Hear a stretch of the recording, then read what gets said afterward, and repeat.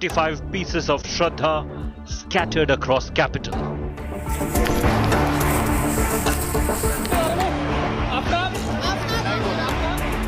Aftab's act has curdled India's blood.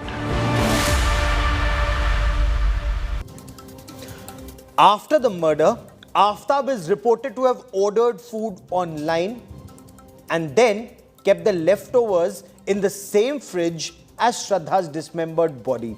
Now this is according to investigations so far. Incidentally, police say there is no remorse. He's not sorry for what he's done. I'm Gaurav Sawant. We get you the latest, but first as always, the headlines at 8. Supreme Court says forced religious conversions a matter of concern and can impact national security.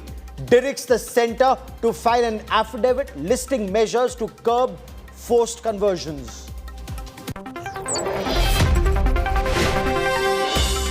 NCP leader Jitendra Awad lands in another controversy. FIR filed for alleged sexual assault on a woman. Awad resigns as MLA to protest what he calls is a witch hunt.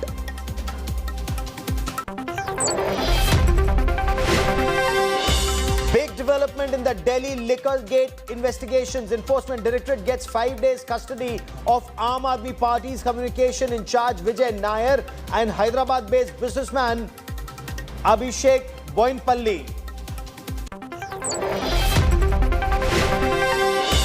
Flood alert issued for 5 districts in Tamil Nadu. 6-year-old child dies after falling into an overflowing irrigation canal.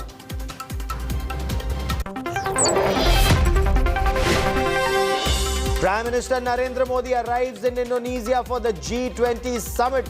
Food and energy security to be top focus. Indian diaspora welcomes the Prime Minister in Bali.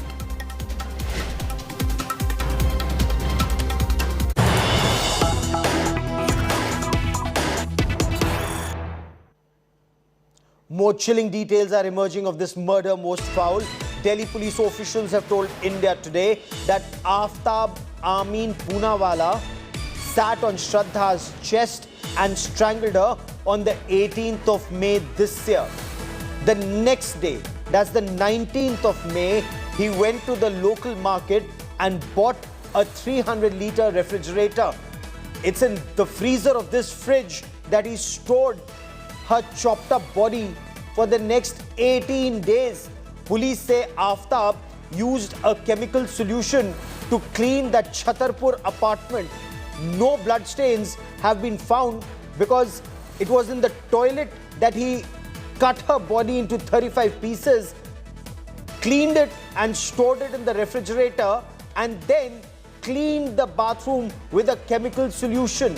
Not just that, after having disposed of the body, he cleaned the fridge with chemical solution, and police investigations say they didn't find a spot of blood in the refrigerator. I quickly want to cut across to India Today's Arvind Ojha for more on this big story. Also with me is Abhishek Bhalla, who's been tracking the latest developments on the story. But Arvind, to you first. कहां से उसने fridge खरीदा? अभी तक की जांच में क्या निकल कर आया है? किस तरह का ये केमिकल सॉल्यूशन था? पुलिस के सूत्र आपको क्या बता रहे हैं, अरविंद? देखिए, इंडिया टुडे के हमारे कलीग राहुल गौतम उस शॉप पर भी पहुंचे थे जहां से फ्रिज खरीदा था। 18 मई को मर्डर किया था आफ्ताब ने श्रद्धा का, और 19 मई को जो फ्रिज है वो खरीद करके लेकर के आया था आफ्ताब। और जाहिर सी बात है, इसका मतलब कि 18 मई को मर्डर किया है और इस दौरान उसने ये पूरी प्लानिंग कर ली थी कि कैसे बॉडी को डिस्पोज ऑफ करना है, ताकि अगर पुलिस को कभी इन फ्यूचर जानकारी मिले तो कोई एविडेंस नहीं मिले। हम आपको बताएं कि इस वक्त हम उस पुलिस स्टेशन में मौजूद हैं जहां पर आफ्ताब से पूछताछ हो रही है। अभी अभी ये जो सामने की तरफ कमरा है, इस कमरे में पूछताछ चल रही है।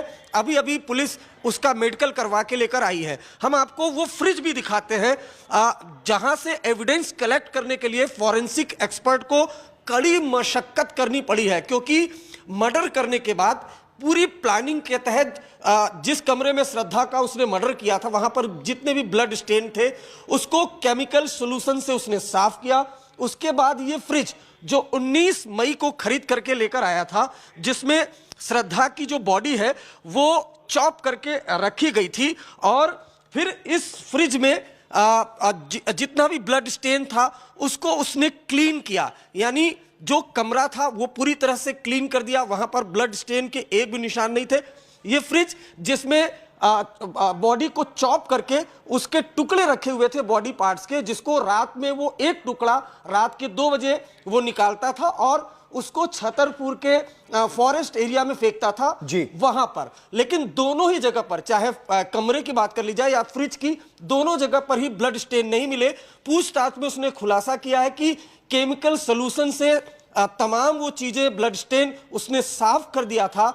इन फ्यूचर अगर पुलिस को ये जानकारी मिले तो कोई एविडेंस नहीं मिले। हालांकि अरविंद एक्सेप्ट जरूर किया है आफ्ताब ने कि किस तरीके से उसने मर्डर किया। जी रहिए मेरे साथ for the benefit of viewers who are just joining us. Police से ही planned not just the murder but also the destruction of evidence. So a young interfaith couple, 27-year-old Shraddha and 28-year-old Aftab Amin Poonawala, they ran away from Mumbai. Shraddha's family was opposed to their relationship, but then she was an adult. She decided that she wanted to live in with Aftab. In May this year, they left their home. They came to Delhi, but the family had absolutely no updates from Shraddha after some time. Her phone was switched off. On the 8th of November, her family filed a missing persons complaint, and then police were able to piece together, at least that is what police say, they were able to piece together details of a murder most foul.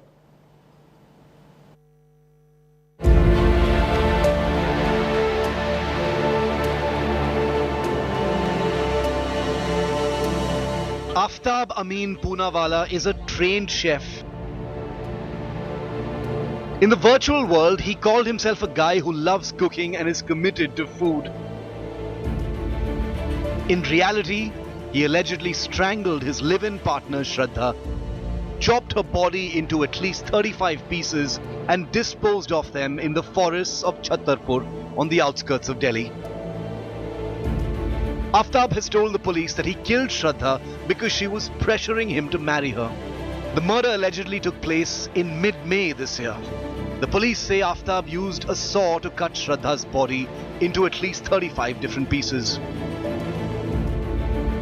He then stored her body parts in a 300-litre LG fridge. The pieces of his partner's body were kept in the fridge for nearly 18 days. Aftab says he used incense sticks to cover the stench of the dead body in the house. ये fridge खरीद करके आफ्ताब लाता है, उसके बाद flat में इस fridge को रखता है, उसके बाद श्रद्धा की बॉडी के लगातार वो टुकड़े करता है, उन टुकड़ों को इस फ्रिज में वो रखता है, और जैसा पूछताछ में उसने बताया है कि एक एक टुकड़ा रोज वो फ्रिज से निकालता था, पॉलीथीन में डालता था, उसके बाद बैग में उसे रखकर तकरीबन रात को 2 बजे आफ्ताब अपने फ्लैट से निकलता था और छतरपुर के आसपास जो जंगल है वहां रोजाना एक टुकड़ा फेंकता था. Over 18 days, Aftab is said to have disposed of pieces of Shraddha at different places in the Chhatarpur forests of Delhi. He would step out every day after 2 a.m. to get rid of a different body part. He would carry them in a plastic bag, throw the pieces out in a forest and carry the bag back home. The Delhi police are now hunting for traces of Shraddha's dismembered body. She had left Mumbai for Delhi because her parents were opposed to her relationship with Aftab, little knowing that her partner would allegedly murder her, butcher her and scatter her remains in different parts of the capital city in a most gruesome way. With Arvind Ojha in Delhi, Bureau Report, India Today. Police say Aftab and Shraddha met through a dating app in 2019, and once they moved in together in a rented house in Delhi's Chhatarpur area, the two would fight frequently. On the 18th of May, once again, Aftab and Shraddha had an argument. Aftab told the police that Shraddha was putting pressure on him. She wanted the two of them to get married. He apparently sat on her chest, strangled her.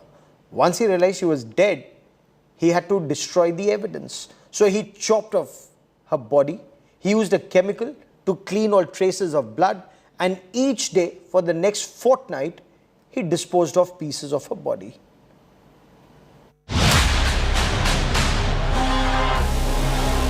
A chilling murder that's keeping India up at night. A woman butchered by her lover in the national capital. The body chopped into at least 35 pieces, we're told. The butchered pieces of Shraddha kept in this fridge for as many as 18 days. Later, the chopped body parts of Shraddha are scattered across Delhi. This is how Aftab Amin Poonawalla allegedly killed his live-in partner and girlfriend, Shraddha Vikas Walkar. The reason behind the gruesome murder? She was allegedly pressuring him into getting married. The couple would often fight over this. Aftab and Shraddha fell in love when they met at a common workplace in Mumbai. As her family was against their interfaith relationship, the couple eloped to Delhi, where they began living in South Delhi's Mehrauli area. Shraddha's family was aware of her whereabouts, but when they noticed that the updates had stopped, her father visited Delhi to check on her. When he was unable to establish contact with his daughter, Shraddha's father lodged a police complaint in November. Aftab, arrested on Monday, allegedly committed the murder in May this year. Father ने मुंबई में complaint कराई है, तो उनको मालूम चला कि last location लड़की की दिल्ली थी, तो हमारे पास इस कंप्लेंट को लेके फॉरवर्ड करने आई। उसके घर पे जाके उसको मिल लिया हमने, वहाँ पे हमें पकड़ लिया। उसने बताया कि लड़की को उसने मार दिया था। लड़की का गला दबाया पहले, फिर लड़की बॉडी डिस्पोज ऑफ कर दी। थोड़ा उसने टाइम गैप पे बॉडी के टुकड़े फेंके, अलग-अलग जगह पे टुकड़े फेंके। The police say Aftab continued living in the same flat in Mehrauli, where Shraddha's body parts were allegedly preserved in a fridge, like nothing happened. The police have filed a murder case against Aftab after taking him into custody. Only a few bones have so far been recovered in the police search. A hunt is still on to find the rest of Shraddha's chopped, dismembered and scattered body parts.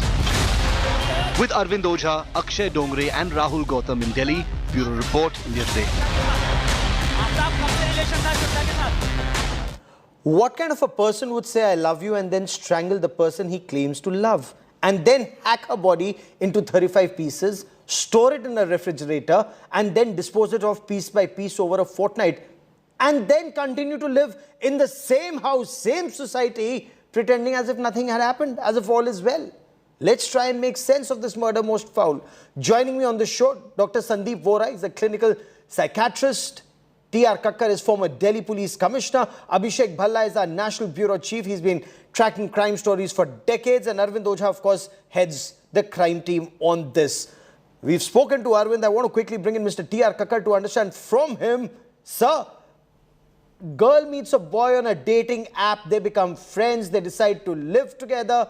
And then she ends up in his fridge in 35 pieces. Is this murder most foul? What do you make of this? Does it all add up, or it's a fantastic story? We still need evidence.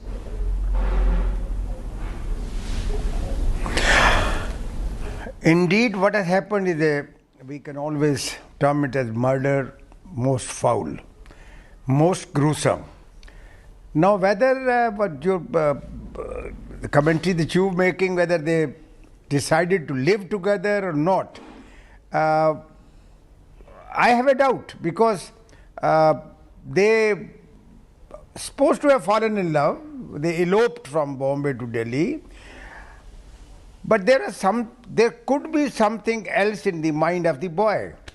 Otherwise, a few calls here and there should not be tempting him to resort to this sort of gruesome crime. Okay, that is one thing. Now the question is, murder has been committed in the most gruesome fashion. Body was dismembered to 35 pieces or maybe more. It was disposed of in about 18 days' time, piece by piece. what is possible today? The possibility is very simple, and of course the investigation is very complicated. The entire case has to be worked on the basis of circumstantial evidence and a very strong forensic findings. Okay. As far as the clue is concerned, we know that he lived in that particular flat. If the flat, and I'm sure Delhi police is quite capable going to do it, even a speck of blood somewhere in some crevices of the four walls, or in the fridge where the body was kept, however you might clean the place, if the forensic experts are careful, they'll find something. Okay. Now that is then enough for NDA for DNA profiling of the individual. That is one. Secondly, where the body has been disposed of, the pieces were disposed of, I wonder if anything will be available except the Bones, plastic perhaps. bags or whatever he has used. Yes. They will still be around. They will still be around, and again the blood can be collected from there. There is no Okay. problem at all. Fair enough. That still needs to be done, Now, Dr. Vora. 161 statement.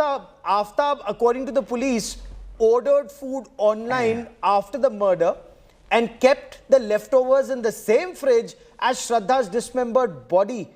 What does this speak of his mind and his state of mind, sir? Okay, Gaurav, whatever you have told me till now, whatever we have heard, assuming these all are facts as has been, given to media.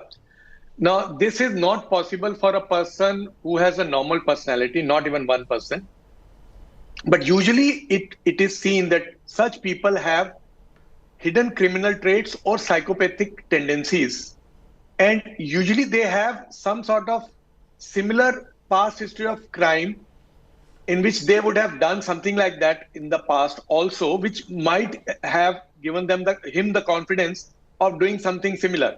So, assuming everything is the fact, which as the time passes by, as Kakkar Sahab was saying that, we require the evidence and all. So, such things are not possible for a normal human being. Person who does not have any remorse or guilt, usually this profile fits into a serial killer. They are those who do this. But yes, it is possible for a person to also do it like it has been done in this case. But usually that person has grossly dissociated thought process in the deeply ingrained maladaptive pattern in the type of nature he has. Which is an antisocial or psychopathic trait. Abhishek, what about her parents? Investigations also indicate she was murdered in May and a missing persons complaint was only lodged in November. Did her parents not suspect that something was amiss for 6 months? Well, Gaurav, that delay in itself, is something that is going to haunt the parents and the family because they were not in touch with the girl. This is what the father has said in his statement to the police. And it was only once the missing complaint from Maharashtra was transferred to the Delhi police just a week back is when the Delhi police swung into action.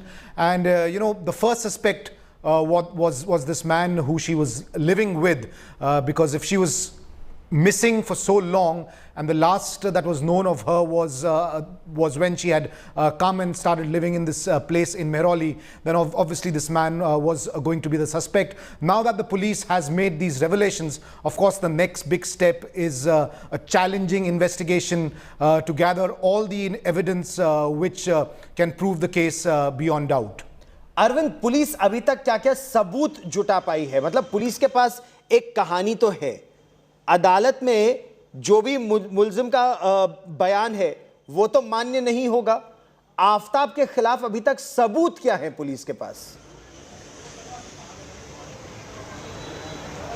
देखिए, बिल्कुल आपने गौरव एक बहुत सही बात पकड़ी कि जो अदालत में जो अक्यूज का बयान है वो मान्य नहीं होगा और बहुत मुमकिन है कि इस तरह के केसेस में पुलिस के सामने भले अक्यूज कुछ भी कबूल करे, लेकिन जब वो वकीलों से कंसर्न होता है तो अदालत में वो पलट जाता है। पलटने की वजह भी है। देखिए, जो श्रद्धा जिसका मर्डर हुआ है उसकी बॉडी चॉप करके अलग अलग इलाकों में डिस्पोज ऑफ की गई है। बॉडी के कुछ पार्ट्स, हड्डियां कुछ रिकवर हुई हैं, बॉडी का ऊपर का हिस्सा जो गर्दन के ऊपर फेस, वो रिकवर नहीं हुआ है। तो ये बहुत ही चैलेंजिंग है। हाँ, जिस तरह से उसने बयान दिया, जहां से उसने फ्रिज खरीदा वहां फ्रिज की बाकायदा रसीद, फ्रिज रिकवर किया गया। उसके अलावा जहां से उसने चाकू खरीदा था, उस चाकू शॉप के बयान, शॉपकीपर के बयान, उसके अलावा जो हथियार है वो रिकवर किया गया। लेकिन बॉडी पार्ट्स वो अभी रिकवर करने हैं। हालांकि पुलिस ने 5 दिन की कस्टडी ली है, उसमें इन तमाम चीज़ों के बारे में वो उससे कबूल करवाएगी और कोशिश ये करेगी कि जो बॉडी पार्ट्स है वो रिकवर किए जाए, उसको कहीं ना कहीं किसी तरह से बरामद किया जाए।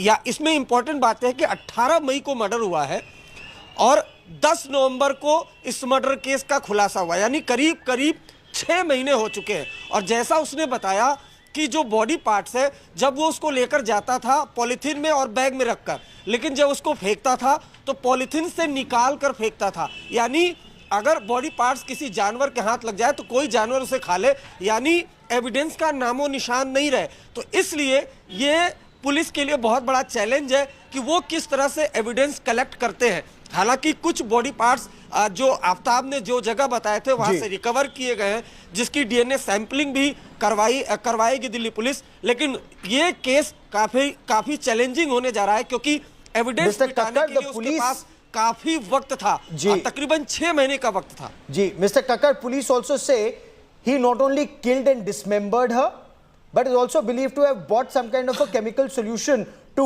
wipe clean not just the fridge but also the bathroom. Does this not indicate a criminal bent of mind and careful, meticulous planning? Here I will go with Dr. Bora that definitely he appears to be a psychopath. Now can a psychopath of this nature do very meticulous planning as is now being revealed? Perhaps. You see, the earlier speaker was saying that he used some chemical also to wipe out traces. Believe me, I have had 34 years in the service. I can tell you a careful search by the forensic experts will definitely bring out something which will connect Shraddha's presence in that house. Okay, and that the blood is the most important thing. Similarly, as I mentioned earlier to you, he used to take it, now they say in the plastic bag or some other bag. Unless he had disposed of those bags also by burning or something like that, those bags will still be available somewhere in the wilderness. Now that is where one has to concentrate, and once you get even one bag which can again have the DNA profiling and it connects that particular speck of blood with Shraddha, it establishes something. However, I fully agree it is going to be a challenging task because a few body parts are being recovered, but to construct the body. Okay, and it's been 6 months now, Dr. Vora, 6 months. A chemical solution to wipe clean the fridge and the bathroom. Finding traces of blood extremely difficult, virtually impossible. Aftab showing absolutely no sign of remorse.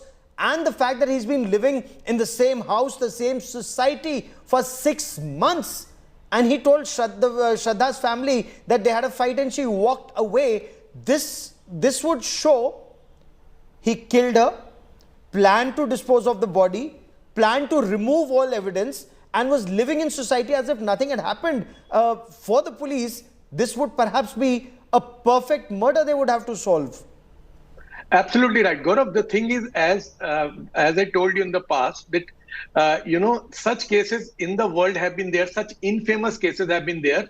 Usually, what happens is that the person is caught with one murder, and then when they check the details, it has happened in India also. Then such they turn out to be actual serial killers. I don't know about this case, but actually this profiling what we are listening to, and if it is found to be 100% correct, it actually is fitting into somebody who's trained and has done something maybe in the past, and this could be more than that. One victim, it could be more than that. This is how it has been revealed in the past in many serial cases, serial murder cases. So it is somebody who's perfected the art of crime, hardened criminal with no remorse, and he's living in the society which is not possible for a person who has normal emotional development. So he has to be either a hardened criminal or a full-fledged psychopath who might have done similar acts of violence or heinous crimes in the past also. Okay, Abhishek, the police would need corroborative evidence, because even if the police know he went and bought a fridge from shop X, buying a fridge is not a crime. He bought a couple of knives from shop Y. Buying kitchen knives or cleavers, that's not a crime.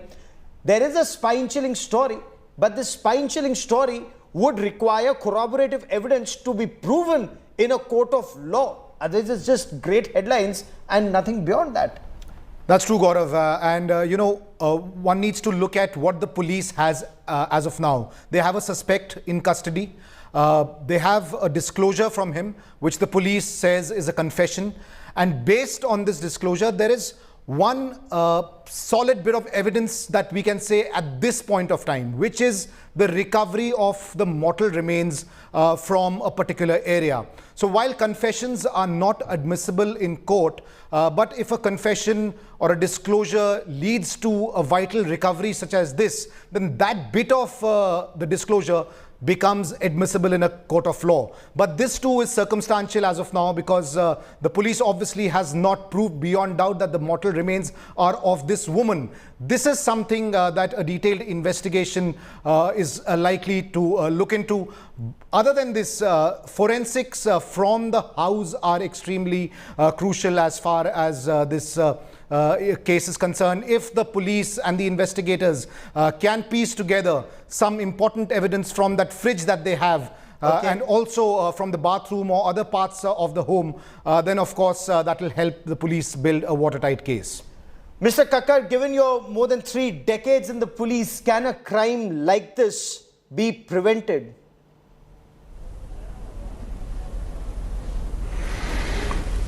See, crimes committed like this, I would say, cannot be prevented.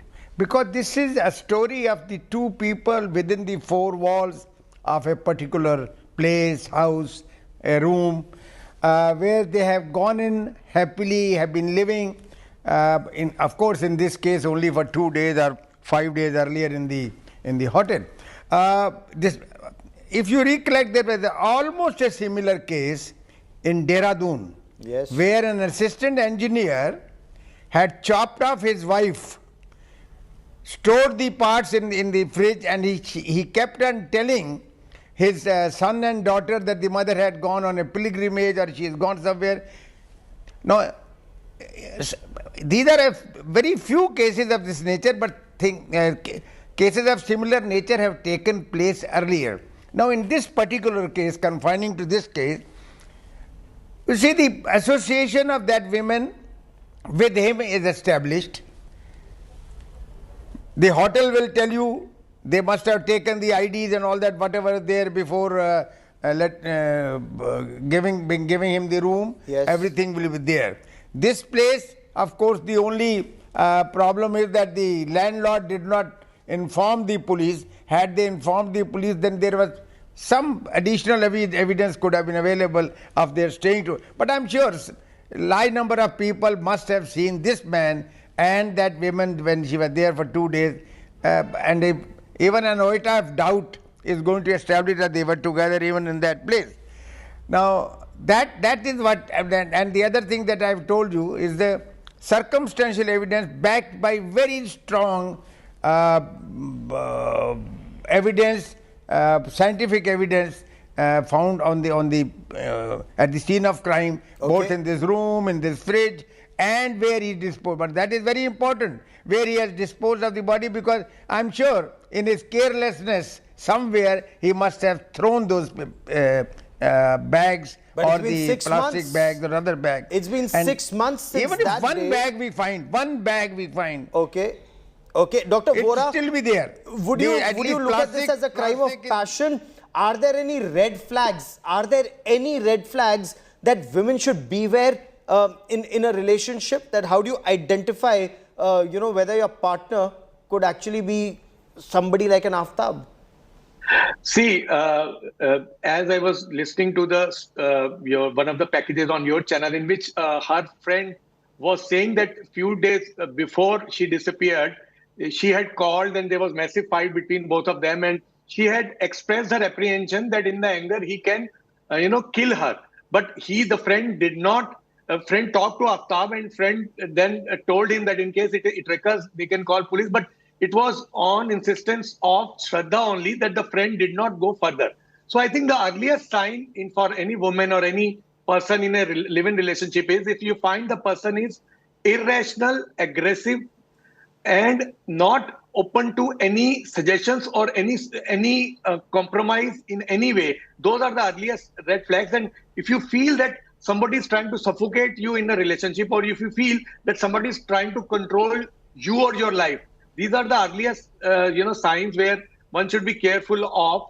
And the most important aspect I would suggest to everybody who's watching your channel is that when you feel uncomfortable in a relationship, it is better to sit down and talk to somebody whom you trust, excluding the partner. Okay. If you feel still you can't, decide, it's better to take the help of a mental health professional. Besides, getting the details verified through reliable person of the past of that person.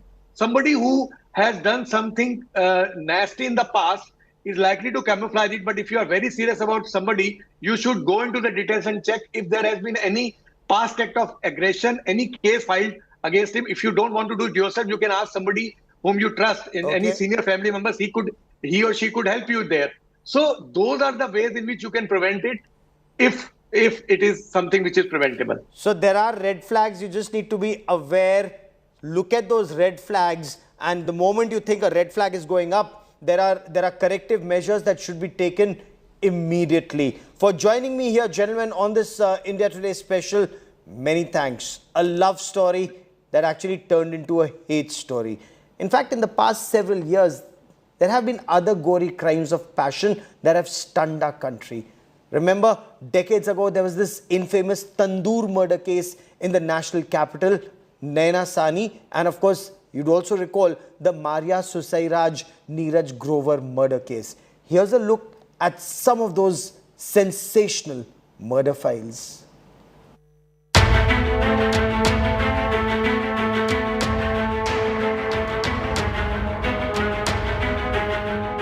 When love turns fatal and lovers turn murderers. These are the horrific stories of passion, revenge, and gruesome killings.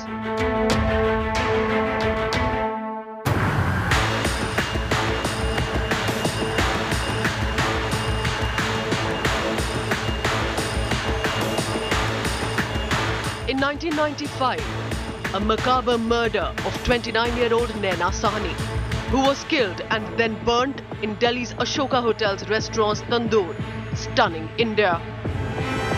Her husband Sushil Sharma, a Delhi Congress MLA, was the prime accused. Cops said he first shot Naina twice, instantly killing her in a drunken rage on suspicion of alleged affairs, and then chopped her into pieces. At the Baghya restaurant, a cop saw an unusually large fire over a tandoor with scraps of paper and wood, and a human torso sticking out. Sharma attempted alibi, but the evidence finally nailed him. Body of Mumbai-based television executive Neeraj Grover was chopped into pieces, stuffed into 3 bags, and set on fire in a forest. 14 days after, Maria Susairaj, a struggling Kannada actress, lodged a complaint with the Malad police that her friend has gone missing after leaving her house on 7th May 2008. Later it was found that she was involved in his killing. Maria's fiancé, Emil Jerome, a naval officer, had killed Neeraj in a fit of rage. The reason? Grover had stayed at Maria's apartment and Jerome found out. Suspecting an affair, he flew down to Mumbai from Kochi and found them together. Shockingly, Maria helped Jerome to dispose the body off after purchasing a chopper from a shopping mall.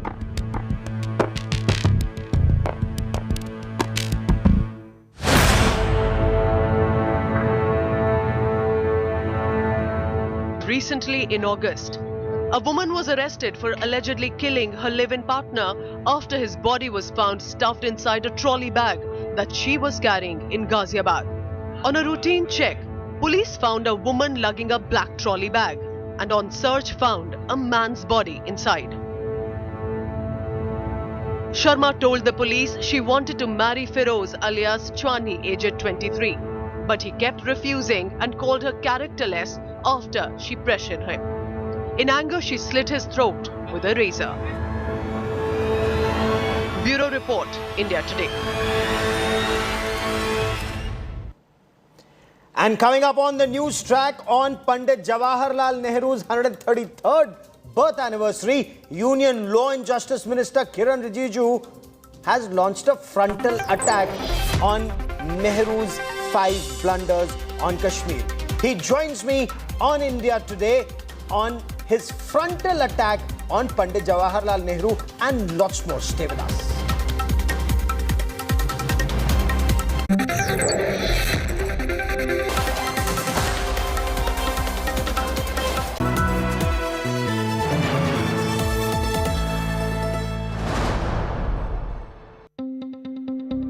News is about putting people first, Just look at the queues right across.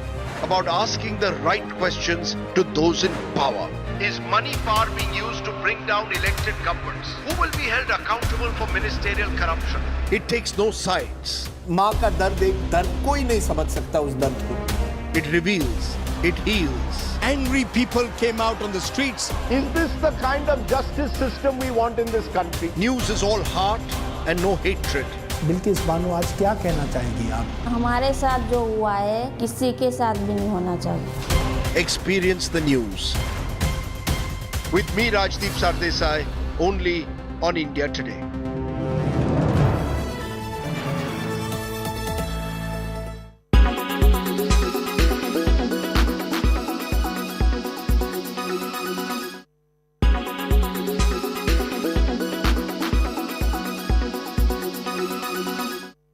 Everyone's busy finding what's trending.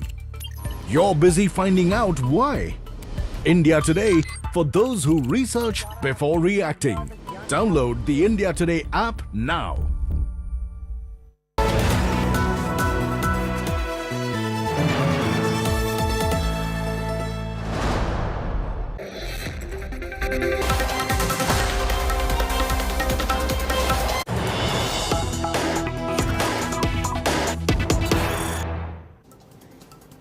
Union Law and Justice Minister Kiren Rijiju has upped the ante against independent India's first Prime Minister Pandit Jawaharlal Nehru on his 133rd birth anniversary, insisting Pandit Nehru put his political and personal interest before India's national interest on the issue of accession of Jammu and Kashmir. Union Law and Justice Minister Kiren Rijiju now joins me for more on this big political debate. Mr. Rijiju, that's a very serious charge that you have levelled against Pandit Nehru. How did Pandit Nehru put political interest or personal interest before national interest, as you put it, sir?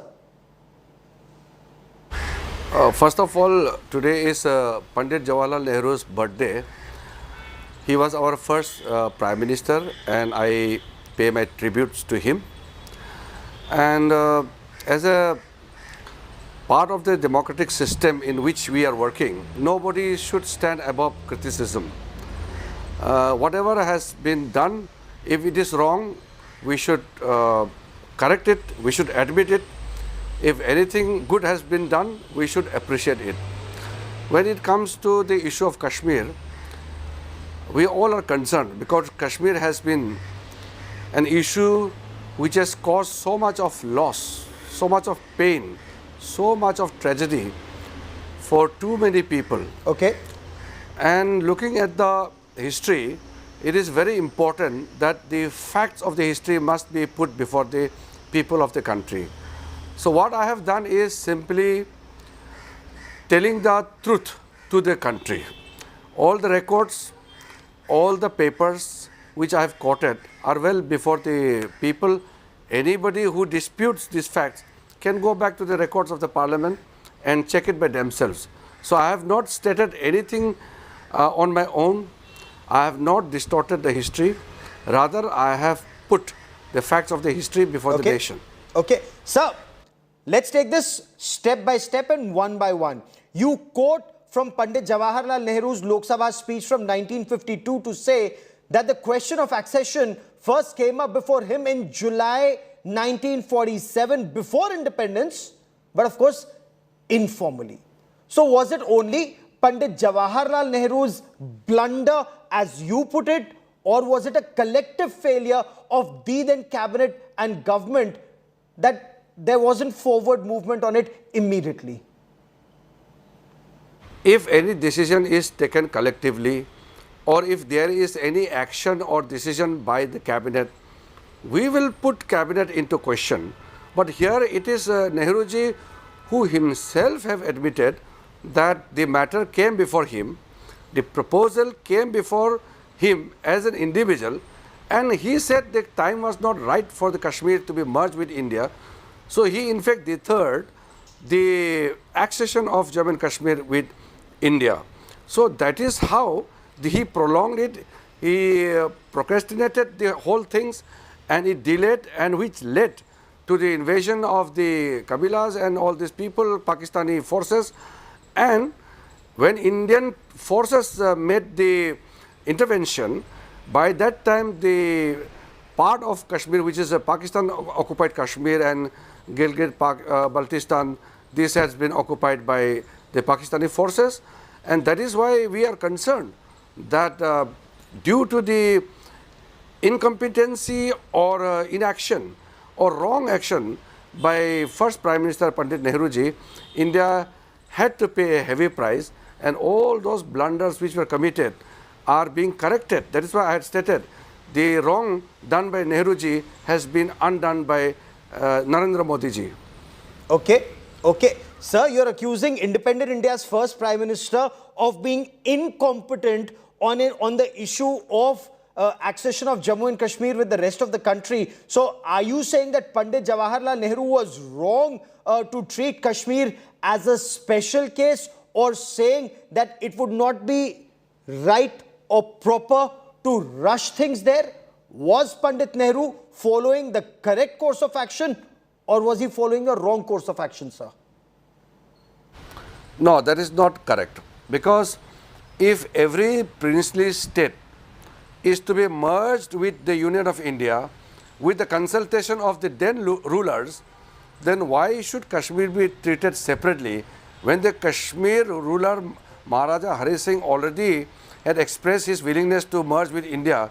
Why Nehruji had said that Kashmir is different and the will of the people of Kashmir must be taken into account, and special treatment is to be given to Sheikh Abdullah Sahab?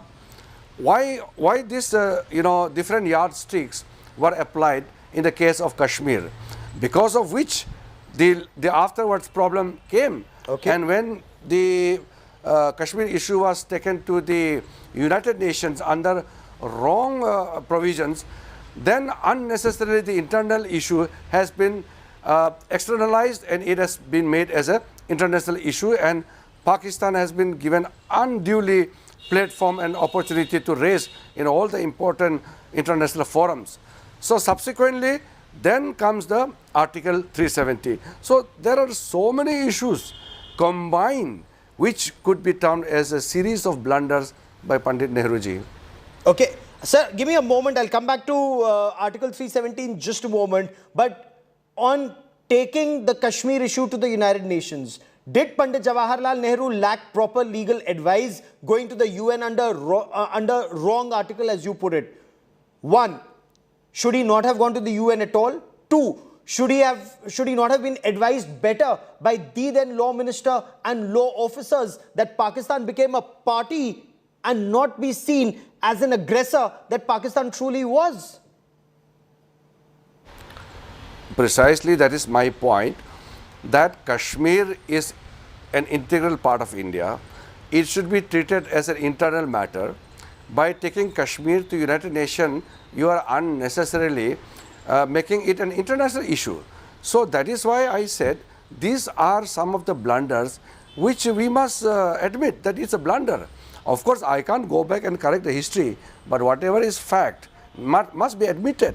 That is why the corrective course or whatever steps are to be taken has been taken by Modi ji. So these are something which everybody should accept it. I am not throwing something out of blue. These are well before the people. The facts are lying before us, and we should purely look from that angle only, based on the facts and figures. Okay. Sir, explain the myth, as you put it, of UN-mandated plebiscite.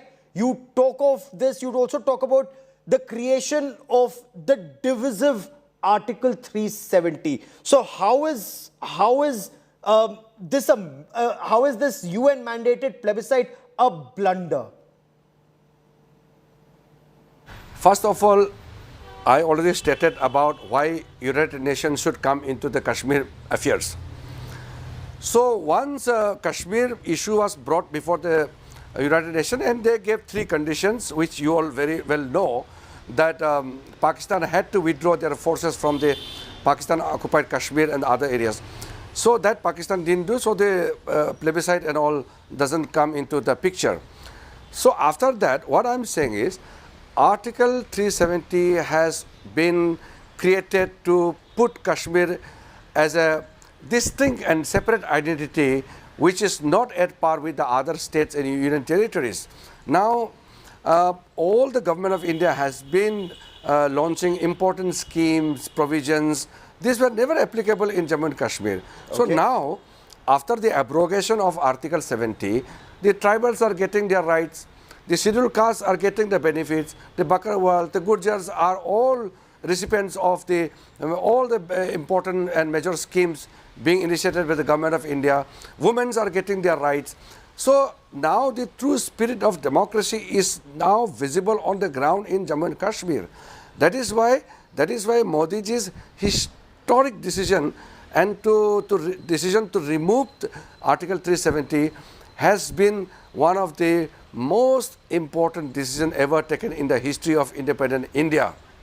Sir, I'll give you a moment. I'll come to the issue of Article 370 in just a moment. But for a moment, I want to take you back to 1946, where you write that Pandit Nehru plunged headlong into the Quit Kashmir movement. This was against the Dogra Hindu Maharaja of Kashmir, Maharaja Hari Singh. Why was Pandit Nehru joining the Quit Kashmir movement, in the view of the Law Minister of India, a wrong move, a blunder? Absolutely, it's so crystal clear that when we are talking about making India a free nation, and they are in Kashmir, they are talking about quit India, and this something like, Kashmir is always and has been always part of India, and to support a separatist movement in Kashmir by any Indian leader itself is wrong. Acharya Kripalanani also had mentioned about when he visited Kashmir. So that means within the Congress party, Pandit Nehruji's stand was different from rest of the Congress leaders. Sir, you've leveled a very serious charge against Pandit Jawaharlal Nehru, accusing him of trying to put his agenda or fulfill some agenda before keeping India first. What was putting this personal and political agenda before national interest? Because again, you're quoting Maharaja Hari Singh in 1931 roundtable conferences saying he was an Indian first and a Maharaja later. But what was, in your appreciation, Pandit Jawaharlal Nehru's agenda that came before Indian national interest? In the words of Nehru himself, everything is crystal clear. That when he said that the interest of Sheikh Abdullah has to be taken into consideration, the people of Jammu and Kashmir, larger people of Jammu and Kashmir, which are majority of them are Muslims, are to be consulted. All these yardsticks, you can very well see that it was driven by Nehru himself no other Congress leader had stated that other than the ruler, anybody should be consulted for the accession. That is why when Nehruji's personal relationship with Sheikh Abdullah is very well known, and Nehruji in his own words have said that the interest of the Sheikh Abdullah has to be taken into account, and the administrative reforms should be done before or prior to the accession of Kashmir. All this leads to one single conclusion, that Nehruji had his own agenda, which he put it above the national interest. And on what basis? On what basis are you concluding that Maharaja Hari Singh did not want a provisional accession to India and that this was Pandit Jawaharlal Nehru's idea? After all, the Maharaja had very clearly talked of and had a standstill agreement both with India and Pakistan till he made up his mind, sir. So even after independence, he hadn't made up his mind. Precisely when Maharaja Hari Singh ji had made his intention very clear, things should have been a natural follow-up of Maharaja Hari Singh's wish. So when that was being ignored and Nehruji kept on deterring the proposal being offered by Maharaja Hari Singh ji, that shows how Nehruji had played a different role. I am not saying that Nehruji is anti-national. I am not saying that Nehruji had something he wanted to harm India. But what he did led to the harming of the national interest, and which exists till today, till Modi ji became Prime Minister. The problem was so acute, and today only after so many years we can see that Kashmir has the full semblance of Indian rules, Indian laws on the ground. Sir, are you arguing today that the 5 historical blunders, as you put it, of Pandit Jawaharlal Nehru in 1947 have only been rectified by Prime Minister Narendra Modi 7 decades later?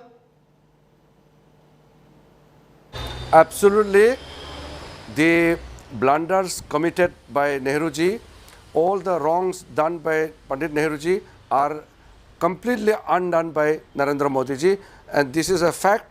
And some people may look from the political angle, but for the years to come, generations to generation, people of India will salute Prime Minister Narendra Modi for once and for all settling the issue of Kashmir as it stands today. I'm not talking about the Pakistan occupied Kashmir or Gilgit-Baltistan, but within the territory of Jammu and Kashmir, which is now well under the control of our administration, the history has been made and people will never forget that.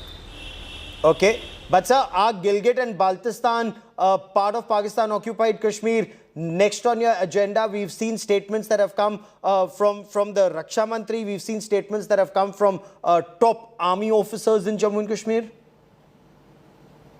I'm not going to talk about that. I'm talking about something which is fact and lying before us, which every Indian must know the truth, and truth must be told.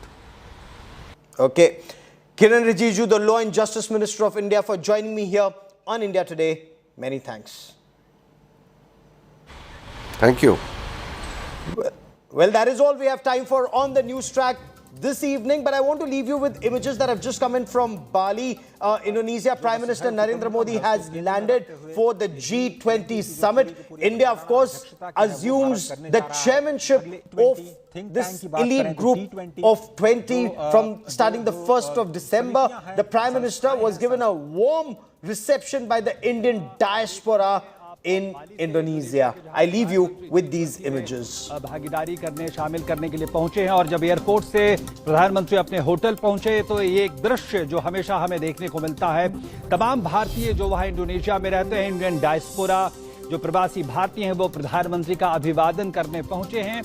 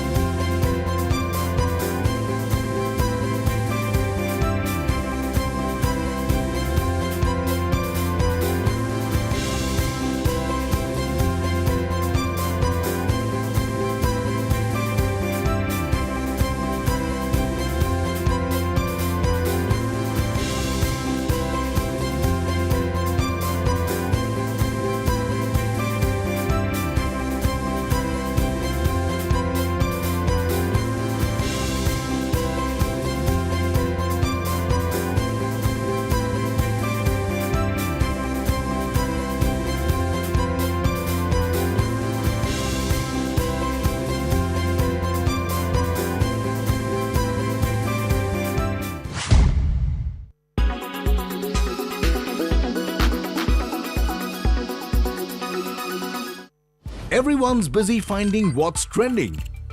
You're busy finding out why. India Today, for those who research before reacting. Download the India Today app now.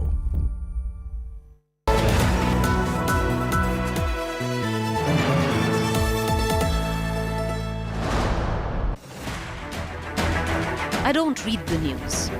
I read between the lines to tell you the true version of events. The true story of our times. To document grief, the toughest assignment for any journalist to be. From those who matter. Women politicians going to stick up for each other. Of those who should matter. I document the truth. I don't distort the truth. I don't glamorize the truth. I don't gloss over the truth. The ghosts of India's contentious medieval history have come knocking again. I hustle for the truth. On the ground, in the newsroom, in the studio. I don't try to grab eyeballs. I inform you to make you see the point. To the point with Preeti Chaudhary. At these times, only on India Today.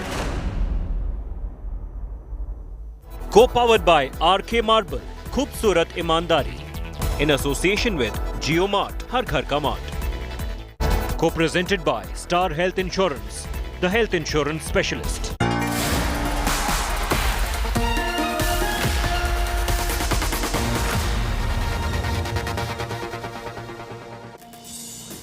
Good evening, hello and welcome. You're with the news today. This is your primetime destination for news, newsmakers, talking points. The big talking point, strangled and chopped into 35 parts. One of the most horrific murders that one has heard of in recent times in the national capital that will stun you. Also, the BJP has fielded a riot convict's daughter in Gujarat. What's the message? And the political war over Jawaharlal Nehru on his birth anniversary. All that and much more on the news today. But first, as always, the 9 headlines at 9. Shocking murder in the heart of the national capital. A 27-year-old girl, Shraddha, killed by her live-in partner, Aftab. Body chopped into 35 pieces, stored in a fridge, disposed across the city over 18 days. Aftab now in police custody. Supreme Court says forced conversions are a matter of concern and can impact national security. Asks Centre to file an affidavit listing measures to curb forced conversions. NCP Neta Jitendra Award lands in another controversy in Maharashtra. An FIR filed for alleged sexual assault of a woman. He resigns as an MLA in protest, calling it a witch hunt. Says there is nothing in the video to implicate him. West Bengal Chief Minister Mamata Banerjee apologizes to President Murmu after TMC MLA Akhil Giri commented on the president's physical appearance. Mamata says Giri has been given a final warning.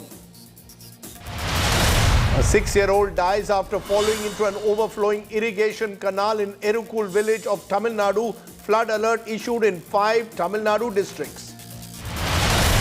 Prime Minister Modi arrives in Indonesia to attend the G20 summit. He will formally take over India's G20 chairmanship for 2023. A total of 45 hours, 20 engagements. First face-to-face meeting between Joe Biden and Xi Jinping at the G20 summit. 2 world leaders meet for 3 hours, discuss Russia-Ukraine war and Taiwan tussle. India's retail inflation cools to 6.77%, but still above RBI's comfort limit. Latest inflation number in line with RBI governor's prediction that it would be lower than 7%. And Cristiano Ronaldo to be fined £1 million by Manchester United for a controversial interview in which he blasts club manager Erik ten Hag, Manchester United's board and the standards of the club. But we start tonight with a murder in the national capital that has left the whole country stunned in disbelief with the sheer gruesomeness of it. A young woman was murdered by her lover for pressuring him to get married. Aftab Amin Poonawala allegedly strangled Shraddha, chopped her into at least 35 pieces, stored the body parts in a fridge and disposed of the body parts over many days. The murder allegedly took place in May, but the case has been cracked now by the Delhi police. It's our top story tonight.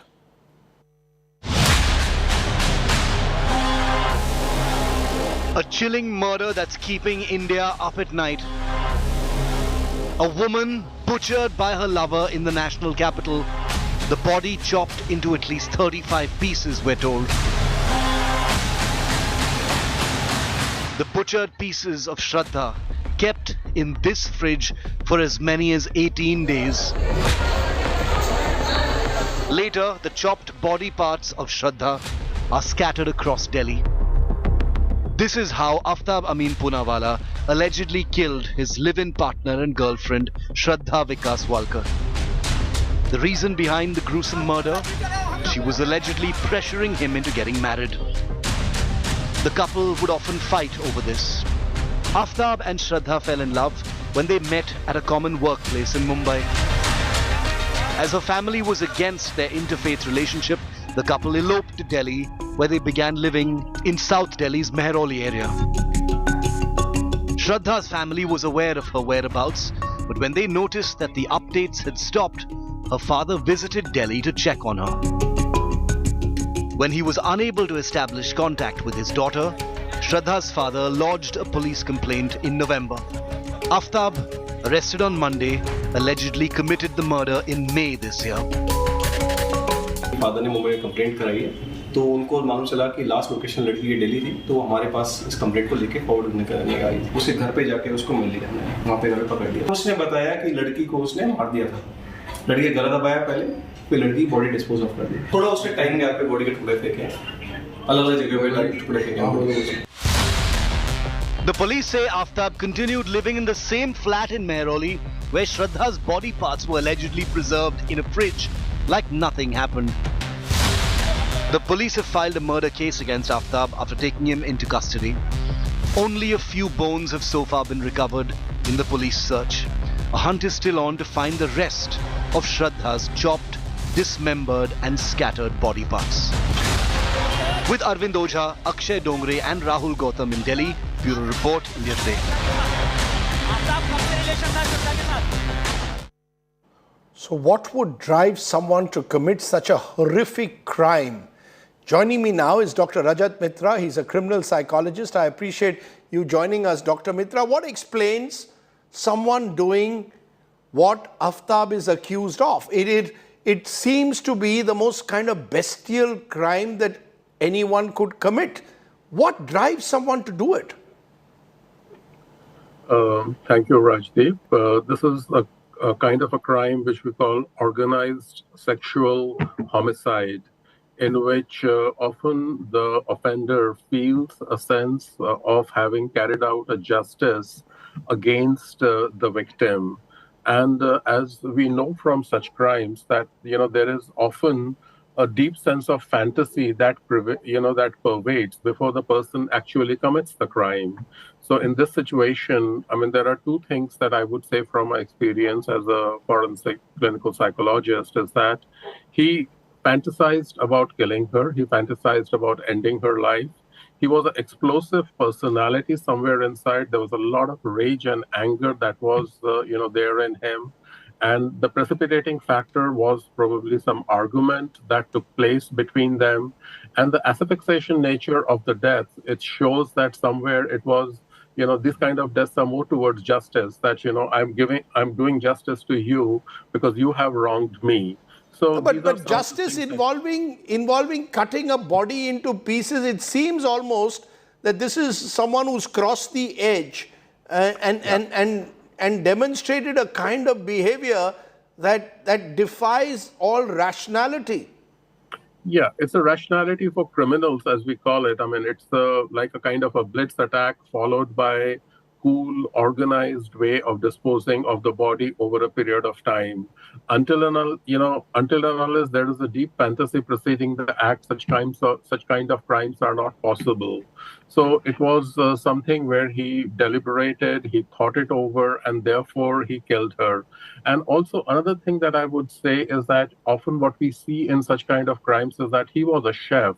He was probably using knives, and probably in a state of rage when he would be using his knife, he would be thinking of her, chopping her up, and probably there the fantasy started. This is something that from the psychology of crimes, like this, we know that the plan starts much before. It is not something which is impulsive and takes over. So is it driven by pure rage?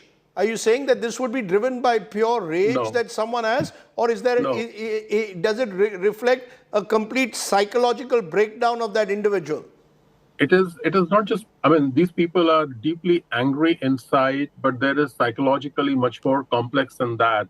They feel very inadequate inside. They feel a lack of control over their partner, over the person they are living with. So it's a combination of that. So there is an explosive personality, someone who's very angry inside. And anger is not the only reason. There is also a very, perverted, neural circuitry, a different kind of mindset, which gets excited with blood, with goriness, with, this kind of an act. It is not possible for a normal human being. It's only someone with a deeply explosive personality with a kind of a, distorted thinking who could do this. Right. Dr. Mitra, I appreciate your joining us. This is obviously a very deeply troubling story for anyone really to even contemplate.